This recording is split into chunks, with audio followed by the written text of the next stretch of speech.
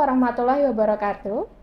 Hai sahabat Kustati, berjumpa lagi di acara kita Di Hati, Bincang Sehat Kustati. Bersama saya Dr. Lalita Vistara, selaku dokter umum di Rumah Sakit Umum Islam Kustati, Surakarta.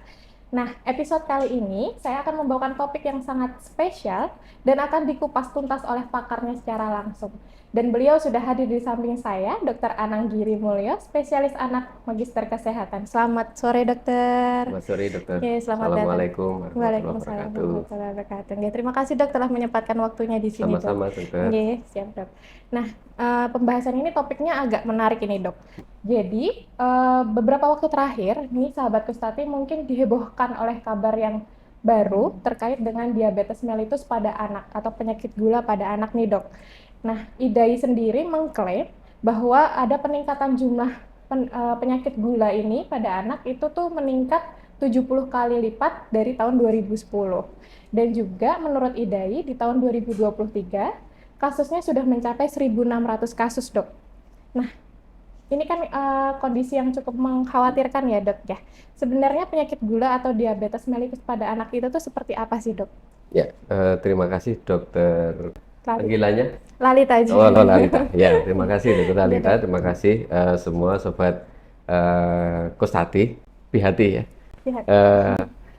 Jadi kalau kita bicara tentang diabetes mellitus atau penyakit kencing manis ya, biasanya yang terbayang sama kita semuanya, orang awam juga, bahwa penyakit ini diderita oleh orang-orang dewasa atau mungkin geriatri ya, yang sudah sepuh, sudah menginjak usia lanjut misalnya. Di dalam data yang dimiliki oleh Ikatan Dokter Anak Indonesia, sebagaimana yang sudah dirilis mungkin pekan kemarin ya, terjadi peningkatan 70% prevalensi jumlahnya, dok. Jadi kalau kita melihat data tahun 2000, sekitar tahun 2010-an, itu dibandingkan dengan tahun 2020, 2021, 2023, terjadi peningkatan. Pada zaman dulu kasus-kasus diabetes mellitus pada anak itu relatif sedikit ditemukan. Sekarang lebih banyak ditemukan. Bahkan jumlah sekarang yang terakhir sekitar 1.500-1.600 yang anak-anak yang menderita penyakit diabetes mellitus tipe 1.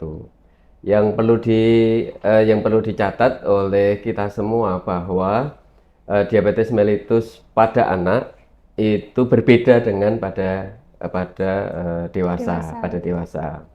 Sekitar 90-an% itu termasuk diabetes mellitus tipe 1. Berbeda dengan dewasa, biasanya masuk kepada diabetes mellitus tipe 2.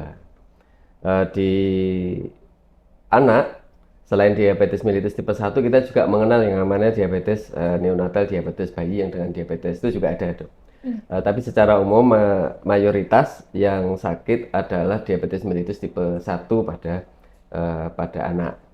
Nah, yang data yang 1.500-1.600 itu hanya khusus untuk yang DM tipe 1. Tipe 1 ya? Belum yang lain-lain, belum yang DM pada bayi, belum DM tipe 2 yang sekarang juga mulai banyak pada remaja, dan DM yang tipe yang lain karena obat dan segala macam. Nah, ini menjadi kehebohan tersendiri saya lihat di media sosial ketika dirilis bahwa angkanya sangat meningkat. Bedanya yang tipe 1 dengan tipe 2, kalau tipe 1 itu hormon yang memproduksi insulin, hormon insulin yang diproduksi oleh kelenjar pankreas sebagai hormon yang mengatur kadar gula darah, itu tidak ada. Bedanya kalau yang tipe 2 pada dewasa itu kita mengenal yang namanya resistensi insulin. Insulinnya ada, diproduksi, baratnya pabriknya ada, tapi produksinya itu tidak bisa dipakai.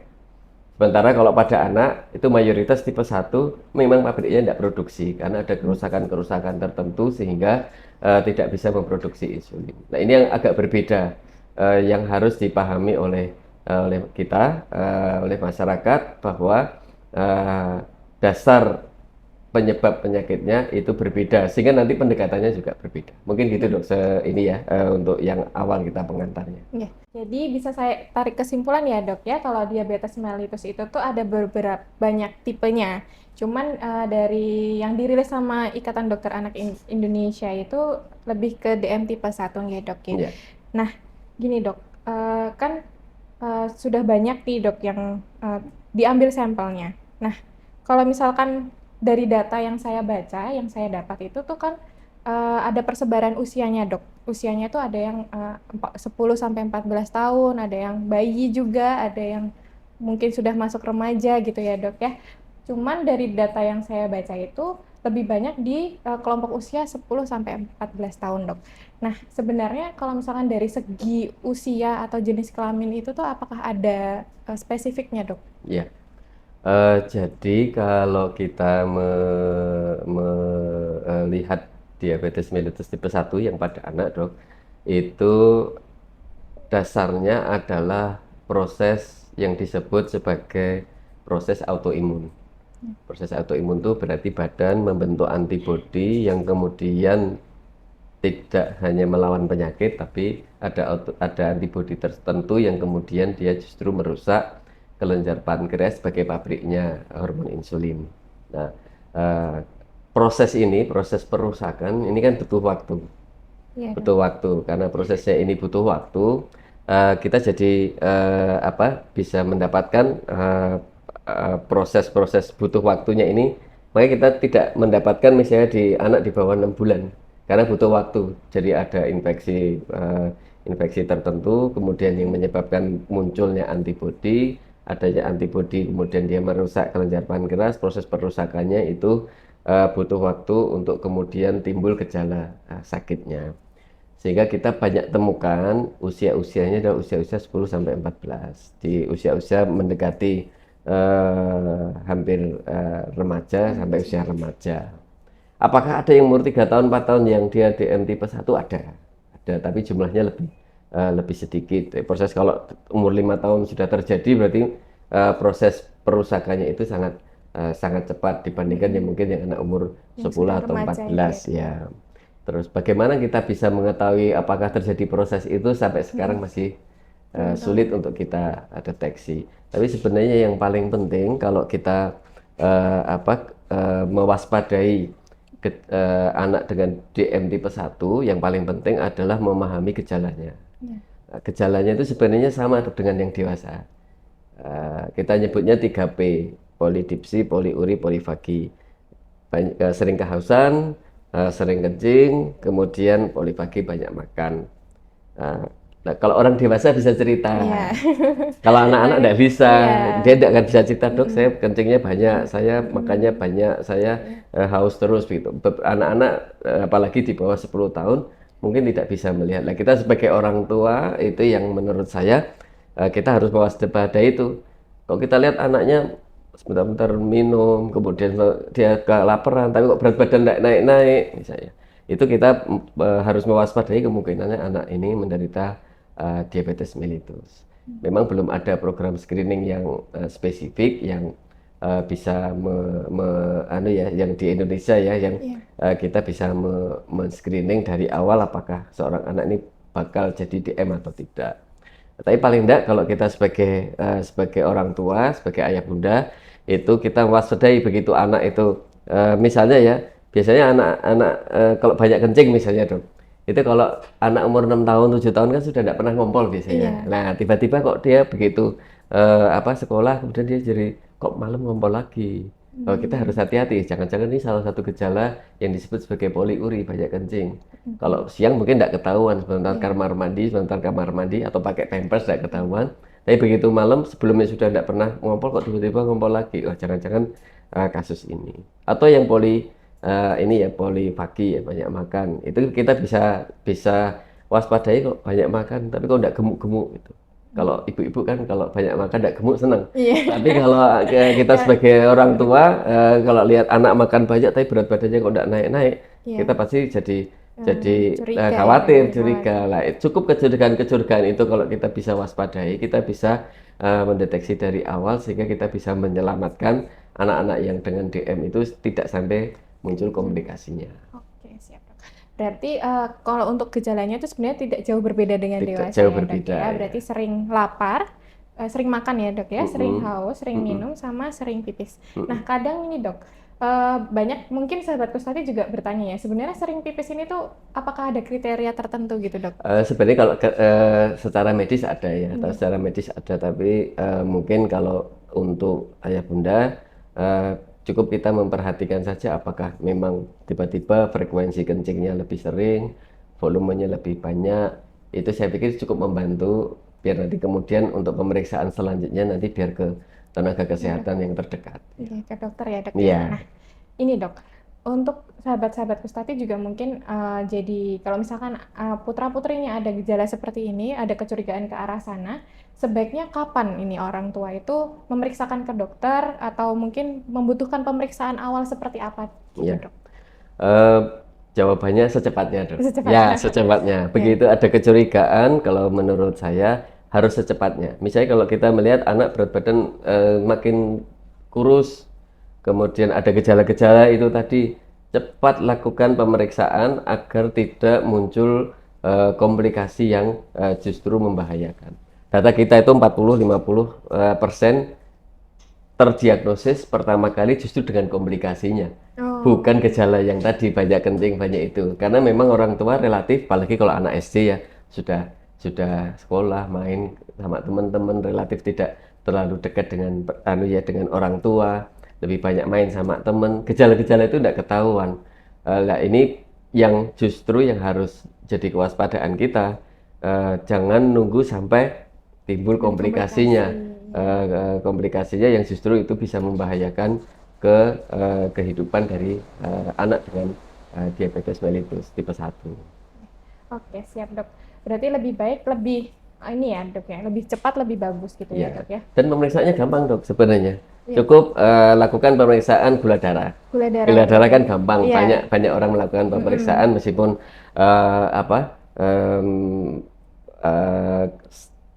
ininya ya, apakah itu qualified atau tidak itu kan macam-macam, tapi paling enggak lakukan pemeriksaan. Kalau ada gejala itu lakukan pemeriksaan gula darah yang sekarang tersedia banyak di lab, di apotek, di sarana kesehatan, itu sudah bisa membantu kita. Begitu kadar gula darahnya di atas 200, yang tanpa puasa ya, yang kondisi biasa, gula darah sewaktu di atas 200, sudah kita curigai ke sana, segera bawa ke tenaga kesehatan ya, dok, ya. Oke, siap. Berarti kan kalau akses ke pemeriksaan gula darah sewaktu itu tuh cukup mudah ya dok ya, bisa kemana aja. Berarti kita harus waspada kalau hasilnya itu bisa mencapai lebih dari 200 ya untuk gula darah sewaktunya. Mungkin pemeriksaan lebih lanjutnya nanti ketika sudah terscreening di awal itu ya dok ya. Baik dok. Nah untuk pengobatannya itu seperti apa sih dok? Apakah dengan pengobatan tuh bisa sembuh atau bagaimana? Mungkin kan sahabat Kustati juga sebagai orang tua juga khawatir ya dok ya dengan anak dengan penyakit gula ini. Jadi kalau pabriknya rusak harus diganti dari luar ya, karena pabriknya sebagai produsen dari hormon insulin rusak, kita ganti dari luar. Nah saat ini yang ada yang tersedia itu insulin dalam bentuk injeksi. Jadi satu-satunya jalan sampai saat ini baru itu. Nah ini yang jadi stres tersendiri, bisa dibayangkan dok, kita minum obat aja, misalnya mau amoxicillin sehari 3 kali, 5 hari saja, baru 3 hari sudah tidak tahan, kita bosan. Bisa dibayangkan anak harus disuntik tiap hari, dan penyuntikan insulin tidak cuma sekali 2 kali, bahkan 3, 4 atau 5 kali sehari, tergantung makannya anak. Bisa dibayangkan setiap hari itu akan menimbulkan stres tersendiri untuk ayah bunda. Tapi yakin bahwa kalau misalnya ada yang menderita diabetes mellitus tipe 1 pada anak, dengan tata laksana yang tepat, dengan pengobatan yang rutin, itu mereka bisa tumbuh dan berkembang optimal. Kita ada kita ada yang penderita tipe 1 itu yang sudah jadi dokter. Ada temannya dokter bukan ya? Enggak tahu saya. Enggak tahu ya. Sekarang ini ada yang lagi kuliah semester 3 atau semester 4. Jadi enggak ada masalah untuk kemungkinan Tumbuh kembangnya nggak ada. bahwa dia nanti menjadi masa depan suram itu Nggak enggak. ada. Masih tetap bisa beraktivitas, masih bisa berkarya, masih bisa menjadi ada yang menjadi atlet, ada yang menjadi macam-macam. Ternyata kalau di luar negeri itu ada yang dia jadi climber, yang Panjat manjat tebing itu ya. tebing dan segala Iya. macam, jadi dia suntik insulin. Ada yang sekarang hobi sepeda ya, ada yang Iya. pesepeda, dia juga suntik insulin. Jadi tidak ada masalah untuk menjadi apa saja karena sebenarnya yang masalah dia hanya tidak punya insulin dari dalam badan sendiri yang harus diberikan dari luar. Oke, Ya, berarti kuncinya itu harus rutin ya dok ya, ya, rutin berobat, rutin mengobati diri juga ya dok ya. ya, Nah, sebenarnya kalau misalkan, kita membicarakan tentang rutin dalam pengobatan insulin itu ya dok ya. Kalau misalkan tidak rutin kan berarti akan ada efek buruknya ya dok ya, atau yang kita sebut sebagai komplikasi. Nah, kalau misalnya kita tidak rutin, itu komplikasinya tuh seperti apa sih dok? Apakah bisa sampai mengancam nyawa atau seperti ya, apa ya, gitu ya. dok? Mungkin sebelum ke komplikasi dok, jadi di dalam kita mengobati anak dengan diabetes mellitus tipe 1 itu kita mengenal ada beberapa pilar. Yang satu tadi insulin. Insulin tidak boleh tidak memang harus dikerjakan. Dua itu pengaturan makanan. Karena memang makanan itu kan sumber untuk energi yang diubah menjadi gula darah di dalam badan ini harus tepat. Kemudian yang ketiga, yang penting lagi adalah eh, olahraga, olahraga, exercise. Itu dengan exercise itu kapan boleh, kapan tidak boleh itu nanti ada aturannya. Yang keempat, pemeriksaan gula darah mandiri. Pemeriksaan Mandiri. gula darah itu yang pakai Harus ini, sedia ya itu ya itu dok ya harus di tersedia rumah di ya. rumah. Ya. Dan yang keempat, yang tidak boleh lupa adalah edukasi. Orang tua, keluarga, anaknya sendiri itu harus mengerti apa itu sakitnya, kapan harus nyuntik, kapan harus istirahat, kapan harus olahraga, kapan harus makan. Itu kalau tidak teredukasi biasanya menjadi masalah sendiri. Nah, kalau kelima ini tidak bisa optimal, itu beberapa komplikasi bisa muncul. Kita mengenal komplikasi yang satu akut, satu kronik, satu jangka pendek, satu jangka panjang. Komplikasi akutnya yang paling berat adalah kegawatan yang kita sebut sebagai ketoasidosis diabetikum, di mana badan ketika tidak ada insulin dari luar yang disuntik atau mungkin produksi insulin tidak ada, itu kemudian menggunakan cadangan lemak dan protein untuk sebagai sumber energi, makanya jadi kurus. Iya. Nah, hasil produk dari pembakaran dari lemak dan protein ini itu yang kemudian menimbulkan kegawatan yang disebut sebagai ketoasidosis. Ketoasidosis itu nanti anaknya menjadi lemas, tidak sadar, anaknya sesak, kemudian napasnya bau keton, kemudian sakit perut, kemudian mungkin bisa sampai muntah-muntah. Itu komplikasi yang sangat berbahaya sekali yang bisa mengancam nyawa. Biasanya kalau datang ke tempat kita di rumah sakit, kalau sudah ketoasidosis diabetes itu kita sudah deg-degan biasanya dok. Ini kira-kira bisa kita selamatkan atau tidak. Berbeda dengan kalau dia datang dengan belum ada Sebelum ada komplikasi. ya. Itu komplikasi yang jangka pendek. Komplikasi jangka pendek yang lain hiperglikemi, ya gula darahnya tinggi tapi tidak sampai ke komplikasi ketoasidosis. Atau yang lain kalau yang sudah suntik insulin hipoglikemi, kadang-kadang sudah suntik tapi tidak makan, Iya. bisa pingsan. Iya. Nah, itu bisa kejadian seperti itu. Karena Kalau gulanya jangka terlalu panjang tinggi. seperti dewasa tuh, bisa kena ke saraf mata, bisa kena ke saraf ginjal, bisa kena ke persarapan sehingga nanti kesemutan. Itu sama dengan dewasa. Bisa juga ke pembuluh darah jantung dan kelainan-kelainan yang lainnya. Baik, Dok. Berarti komplikasinya cukup berbahaya ya, Ya, Dok cukup ya. Kalau berbahaya. misalkan sahabat Kustati atau keluarga dan seluruh sahabat Kustati itu kurang aware terhadap penyakit gula pada anak ini seperti itu gitu. Nah, kemarin kita sempat menanyakan beberapa apakah ada yang ingin ditanyakan kepada Dokter Anang gitu dari sahabat-sahabat Kustati gitu Dok. Jadi kami sudah memilih beberapa pertanyaan gitu Dok.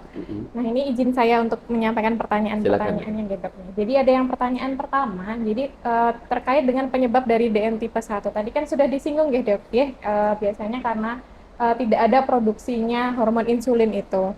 Nah, yang menyebabkan itu tuh seperti apa sih Dok? Apakah karena memang genetik, keturunan atau seperti gimana? Ya, biasanya pertanyaan orang tua itu apakah ini kaitan sama pola makan ya, Iya. Dok? Sama Pertanyaan pola pertama makan itu gitu pola ya. makan. Nah, Betul, kalau betul, betul. DM tipe 1 tidak ada kaitan sama pola makan. Meskipun ya, bukan berarti terus kemudian kita tidak ngatur pola makan. Iya, Ya, betul. karena kan sekarang juga banyak jajanan-jajanan yang tidak sehat ya buat Iya, betul. anak-anak ya. Iya. Tapi tetap bahwa untuk yang DM tipe 1 itu tidak terkait dengan pola makan. Jadi tadi malam ada yang periksa ke tempat saya, ibunya sudah nangis. Dok, gimana saya udah ngerawat anak saya, enggak boleh jajan ini, enggak boleh itu, enggak boleh makan manis, ternyata dia kena kencing DM ya. manis DM tipe 1 baru tadi malam. Sudah nangis-nangis, ibunya merasa bersalah. Padahal mekanisme untuk kejadian sakitnya berbeda. Apakah karena ada pola genetik tertentu, keturunan tertentu, secara makro, secara besar tidak ada, Dok. Agak berbeda dengan tipe 2. Kalau tipe 2 misalnya bapaknya diabetes, itu mungkin anaknya juga bisa kena. Tapi kalau yang DM tipe 1 kita menyebutnya sebagai kerentanan, mempunyai kerentanan. Jadi misalnya ya, yang kakak sakit, yang adik punya risiko yang Risiko hampir sama gitu. Cuman belum tentu bahwa dia akan menjadi sakit. Kalau orang tua biasanya pertanyaannya apakah faktor genetik. Jadi nanti kalau misalnya kita melihat mungkin ya di tetangga kita ada yang anak-anak dengan DM, mohon sekali jangan kemudian ini pasti gara-gara ini nih bapaknya dulu nih, bapaknya ngapain dulu waktu ibunya hamil, atau mungkin ibunya nih karena ya bukan karena itu, nggak ada ini, nggak ada kaitan dengan apalagi kaitan dengan apa dulu ngidam apa gitu, nggak ada hubungannya. Nggak ada ya, itu mitos saja ya Dok, ngidam-ngidam itu ya Dok ya. Oke, pertanyaan yang selanjutnya, nah apakah DM ini bisa muncul, sebenarnya ini menyangkut dengan pola makan juga ya Dok ya, apakah dikarenakan waktu bayi itu dikasih susu formula itu Dok? Nah, apakah ada hubungannya seperti itu? Tidak ada hubungannya, tapi ASI tetap terbaik ya, bukan berarti susu formula itu jadi boleh ya, ASI tetap terbaik ya. Itu pertanyaan umum juga orang tua, jangan-jangan dulu sering saya kasih susu formula. Enggak. ASI tadi terbaik, ASI memberikan proteksi untuk imun atau ketahanan kekebalan tubuh juga lebih baik, sehingga tetap kita anjurkan ASI eksklusif 6 bulan itu harus dijalani. Apakah susu formula menyebabkan? Belum ada buktinya. Saya orang suka kebalik, Dok. Jadi gini, ada penelitian yang menyebutkan kalau orang dikasih ASI dia protektifnya lebih bagus. Orang mikirnya terbalik, pakai susu formula ini yang menyebabkan itu. Padahal enggak begitu. Kita bilangnya enggak begitu. Jadi pemberian pemberian makanan yang pada waktu balita apakah mempengaruhi? Tidak terlalu mempengaruhi untuk yang tipe 1. Tapi hati-hati untuk yang tipe 2. Tipe 2 ini sekarang banyak. Tipe 2 sekarang banyak. Tadi pagi saya dapat yang tipe 2. Anaknya gendut, obes, karena penyebabnya karena anak-anak tidak diberikan asupan yang sehat, gizi yang seimbang, sehingga anaknya obes, kegemukan. Itu punya risiko untuk tipe 2. Hati-hati orang tua kalau punya anak yang gemuknya apalagi berlebih, super obes. Memang lucu, tapi itu menyimpan bom waktu untuk tipe 2. Sekarang banyak tipe 2 itu bahkan yang dewasa saja sudah umurnya lebih muda. Lebih maju umur lagi. 25, umur 30 aja udah banyak yang kena sekarang. Tapi yang anak-anak juga mulai ada, mulai banyak, umur 14, umur 15 itu gula darahnya tinggi. Ya. Tadi sudah disinggung nih Dok, sedikit ya Dok ya, tadi tentang kegemukan itu Dok. Jadi ada pertanyaan juga dari sahabat Kustati. Jadi ada yang bertanya, anak saya itu umurnya 14 tahun Dok, tapi sudah kegemukan. Apakah itu ada kecurigaan ke arah diabetes gitu katanya Dok?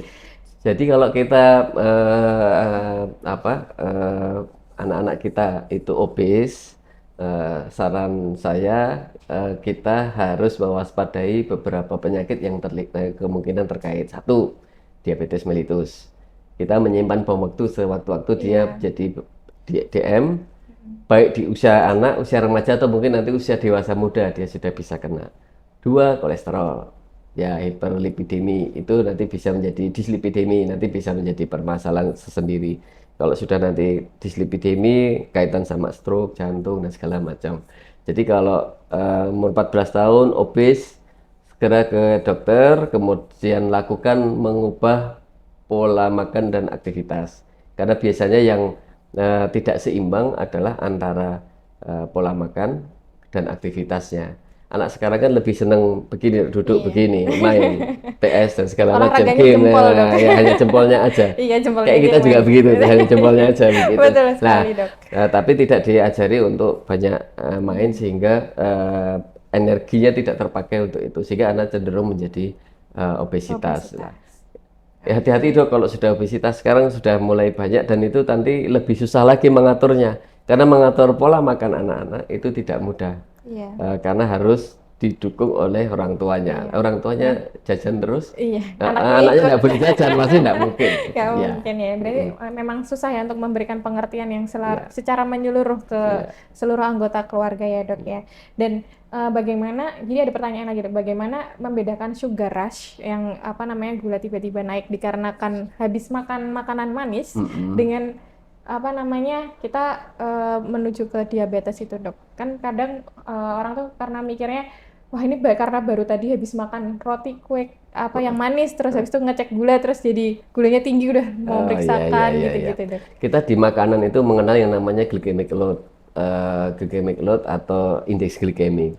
Jadi makanan-makanan yang mengandung indeks glikemik yang tinggi atau glycemic load yang tinggi itu makanan yang habis dimakan cepat sekali menaikkan gula darah. Nah, sekarang itu kalau kita melihat banyak makanan-makanan yang dikonsumsi oleh anak itu yang mengandung itu dok.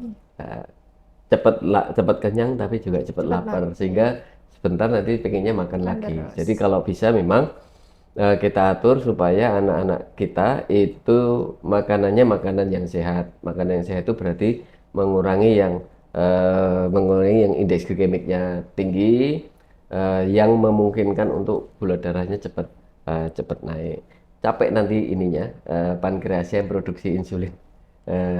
Untuk harus mengatasi kondisi seperti lagi itu. Belum makan lagi, nanti naik lagi, Iya. insulinnya harus naik lagi begitu. Berarti dari pertanyaan-pertanyaan itu bisa saya simpulkan sebenarnya untuk anak-anak tuh bisa jadi terkena diabetes mellitus tipe 2 karena pola makan juga ya dok ya, tidak menutup kemungkinan karena sekarang juga datanya juga sudah mulai naik juga ya dok ya. Oke, untuk pertanyaan terakhir ini dok, nah apakah ada tips dan saran nih untuk sahabat Gustati tentang diabetes mellitus pada anak ini dok? Iya, yang pertama untuk kita sebagai orang tua mewaspadai gejala-gejala diabetes mellitus tipe 1 pada anak. Banyak makan, sering lapar ya, kemudian banyak minum, kemudian sering pipis, berat badannya turun. Segera lakukan pemeriksaan yang yang menyeluruh. Jangan-jangan DM tipe 1.